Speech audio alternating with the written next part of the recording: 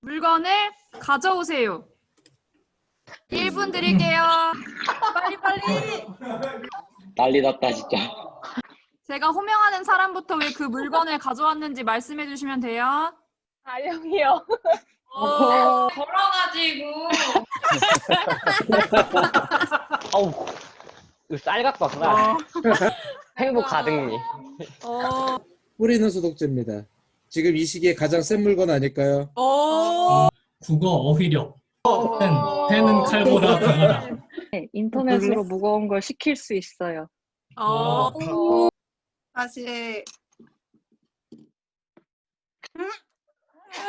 이거 노잼. 제일 엉뚱한 것을 가져온 사람. 축하합니다. 한순한 경은이 축하. 왜 한 거죠 근데? 아이스 브레이킹. 힘 다 썼어. 수고하셨어요. 네, 두 번째 시간은 에베소서 1장 13절에서 23절 말씀입니다. 이 부분을 통해서 우리는 바울이 옥중에서 어떻게 에베소 교회를 향하여 기도하였는지 볼 수 있습니다. 먼저 말씀을 같이 읽겠습니다. 말씀을 같이 읽겠습니다. 먼저 에베소서 1장 17절에서 19절 말씀입니다.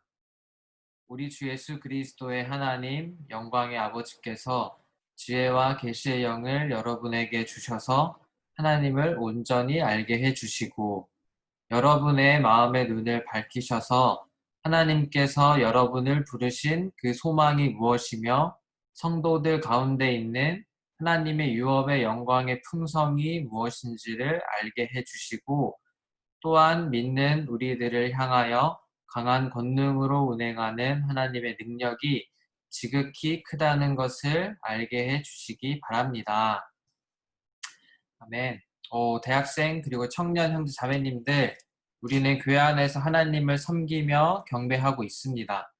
그렇다면 우리는 하나님에 대하여 얼마나 알고 있을까요? 17절 말씀에 나와 있는 것처럼 하나님께서 우리를 부르신 그 소망은 무엇일까요? 바울은 우리가 하나님을 온전히 알 수 있도록 17절에서 볼 수 있듯이 지혜와 계시의 영을 갖도록 기도했습니다.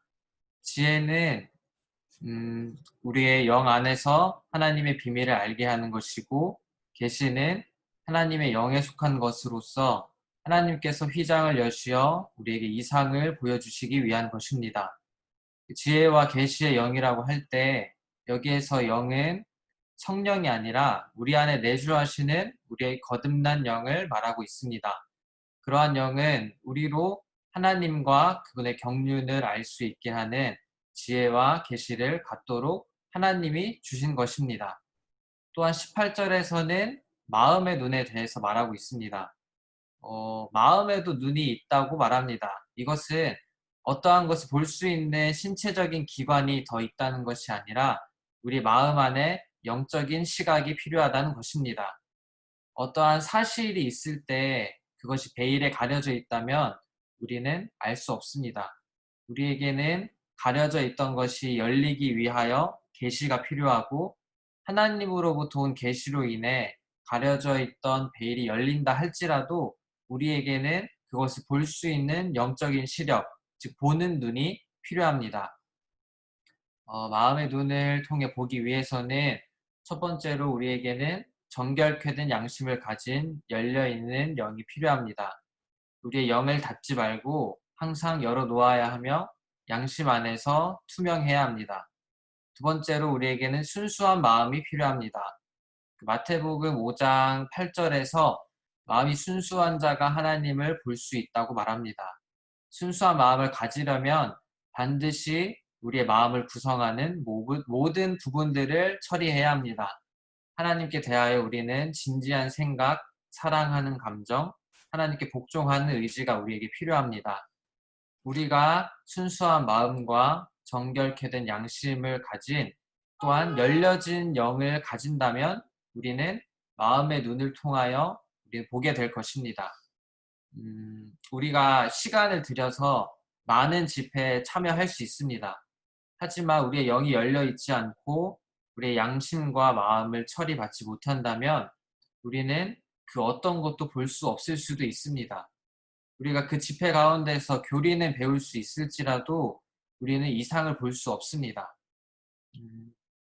또한 우리에게는 빛이 필요합니다. 만일 하나님에 속한 빛을 우리가 받지 못했다면 우리는 기도하고 주님께서 우리에게 빛을 주시도록 간구할 필요가 있습니다. 어떠한 사실과 계시, 시력, 빛이 있을 때 우리는 이상을 볼 수 있습니다. 우리가 지금 바이블 스터디에서 에베소서를 추구하고 있죠. 하지만 우리가 아무것도 보지 못한 채 이 말씀들이 그냥 너무 어렵다, 아니 무슨 말하는지 잘 모르겠다, 그렇게 에베소서를 계속 읽고 있을 수도 있습니다. 말씀을 읽을 때 우리의 상태가 정상적이고 합당하다면 우리에게 가려진 너울이 벗겨지고 빛이 올 것이며 우리는 하나님의 뜻에 관한 이상을 보게 될 것입니다. 다시 바울의 기도로 넘어갈 때 사도 바울의 첫 번째 기도가 우리로 하여금 어떤 것들을 알 수 있도록 지혜와 계시의 영을 갖게 하는 것이었는데, 첫 번째 것이 하나님의 부르심의 소망입니다. 대학생, 청년, 형제, 자매님들의 소망은 무엇일까요? 하나님께서 우리를 부르신 그 소망은 무엇일까요? 옥천에 있는 경환형제님의 소망은 무엇입니까? 우리 소망은 유일하게 그리스도 한 분입니다. 지난주에 했던 내용을 잠깐 복습해보면 하나님은 본질적으로 한 분이시지만 그분의 경륜 안에서 세세면을 가지고 계십니다. 아버지께서는 우리를 선택하시고 미리 정하셨죠. 그리고 아들은 우리를 구속하셨고 성령은 도장 찍으시고 보증하셨습니다. 우리가 하나님으로부터 부름 받았을 때 우리는 여기에 참여했습니다. 이것이 우리의 축복이며 하나님께서 우리를 부르신 소망입니다. 에베소서 1장 18절 4번 각주를 보면 하나님께서 우리를 부르신 소망에 대한 5가지 방면이 나와 있습니다. 제가 추구하면서 이 부분에서 인상 깊었던 것은 주님의 다시 오시는 것, 이것이 바로 우리의 소망이라는 것입니다. 하지만 만약에 주님이 오늘 지금 오신다면 여러분은 과연 행복할까요? 아니면 불안할까요? 휴거되는 것이 하나님의 부르심의 소망의 한 측면이긴 하지만 이 소망은 우리가 주님으로 살고 있는가, 그렇지 않은가에 달려 있습니다. 주님이 오실 때 주님이 우리를 어떻게 대하시는가는 오늘날 우리가 어떻게 사는가에 달려 있습니다.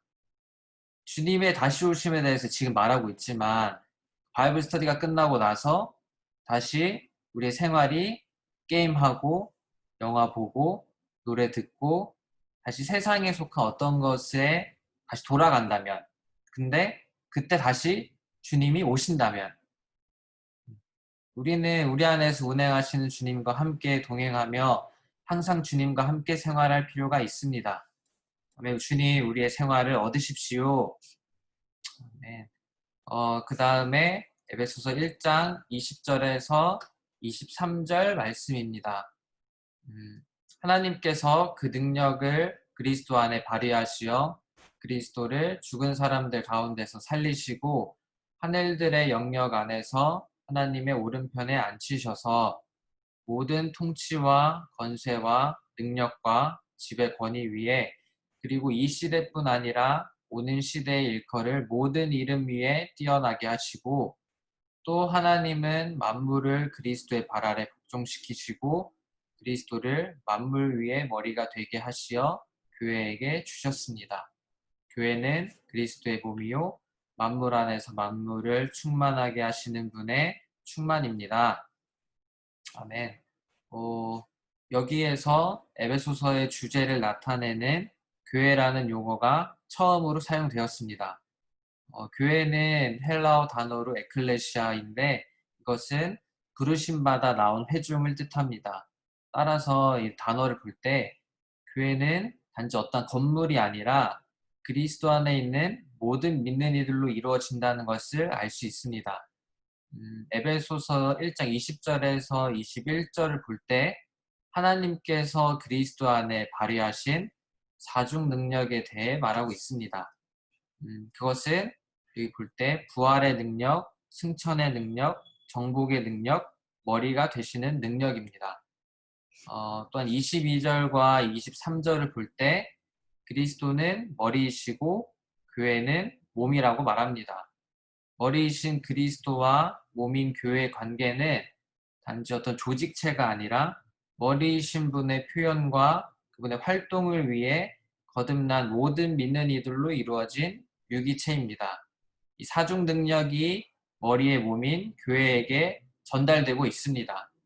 머리이신 그리스도께서 도달하시고 획득하신 모든 것이 죽은 사람들 가운데서 부활하신 것, 초월하여 앉으신 것, 만물을 그분의 발 아래 복종시키신 것, 만물 위에 머리에 권위가 되신 것, 이 사중 능력을 교회는 이제 그리스도와 함께 누릴 수 있습니다. 왜냐하면 이 모든 것을 그리스도께서 교회에게 주셨기 때문입니다. 아멘. 그 어떤 제한도 받지 않으시는 무한하신 하나님께서 그분 자신을 교회에게 분배하시는 이유는 교회를 통하여 그분을 완전히 표현하기를 원하시기 때문입니다. 그렇기에 교회인 우리는 그분을 풍성하게 누릴 필요가 있습니다. 이것이 하나님께서 바울을 통해 하시고자 했던 우리를 부르신 소망입니다.